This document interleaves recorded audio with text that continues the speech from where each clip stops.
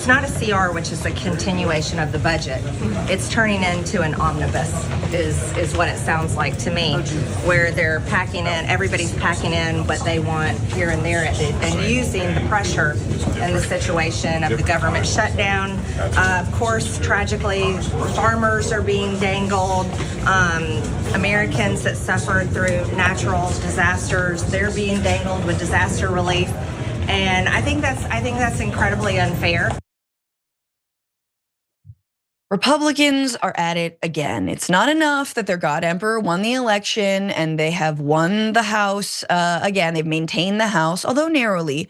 But the government wants them to do what they're supposed to do, which is fund it. And they cannot. They are simply allergic to funding the government because that is funding the deep state or whatever it is, and all the illegals, even though none of that is in this continuing resolution, again, to avoid a government shutdown. This week it's coming down for a vote. Speaker Johnson's trying to get this across the finish line. And of course, the biggest resistance he is facing is from his own party.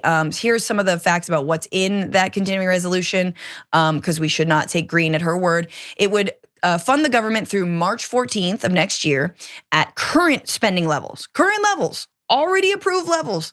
The measure includes $100.4 billion for disaster relief, an additional $10 billion in economic assistance for farmers, many of whom are rightfully terrified of the coming tariffs, terrified. I did it. Some of the things that are in the short-term spending bill: reauthorization of Department of Homeland Security's unmanned aircraft systems program. I thought everyone was worried about the drones. Wouldn't we need anyway? It allows for coordination among all Homeland Security agencies to address possible threats. A 1-year extension of the Farm Bill extends several expiring healthcare programs, including telehealth programs.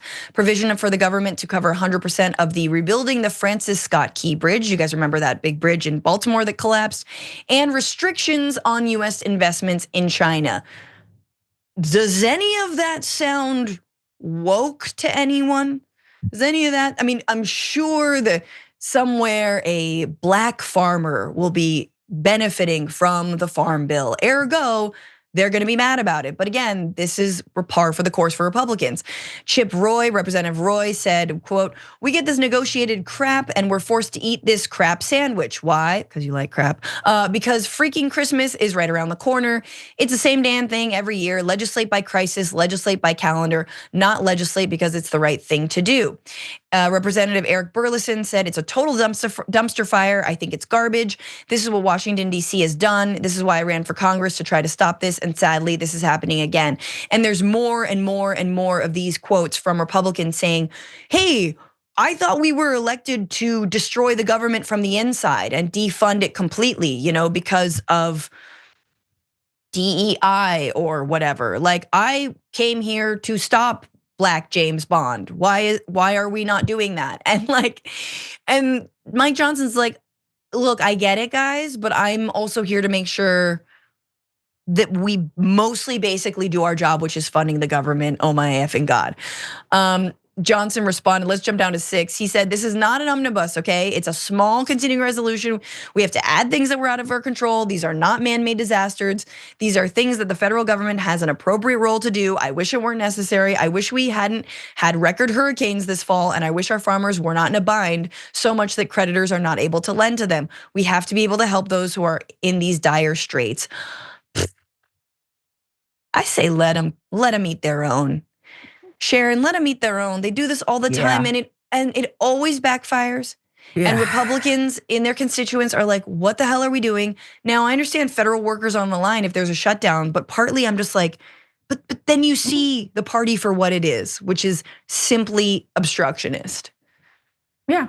My one annoying Republican friend called me this morning, and after I told him off for calling me too early, he said, oh, I just left a breakfast with Democrats and I was talking them off the ledge, and they're just over it and sad. And I said, well, why would you do that?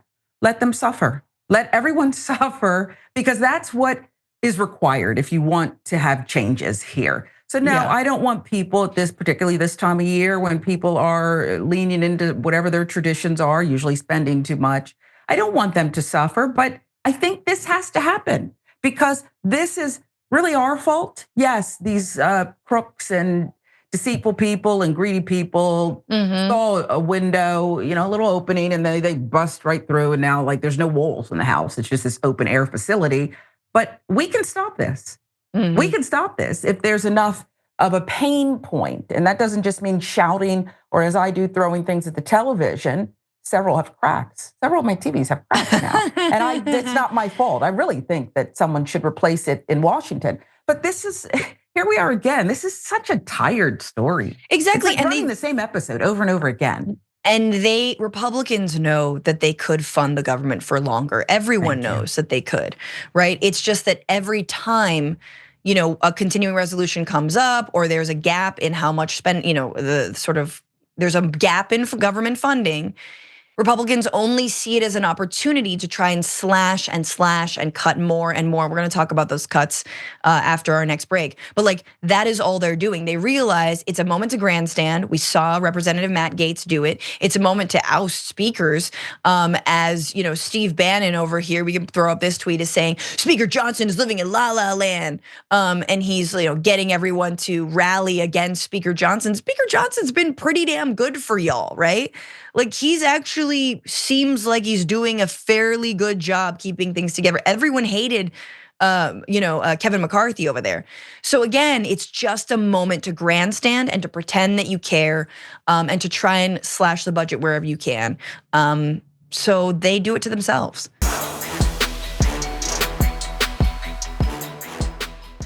Thanks for watching our video. Did you know that you can support our show by becoming a subscriber? Just click the subscribe button and also ring the bell so that you get notifications when we're live or when we post new content.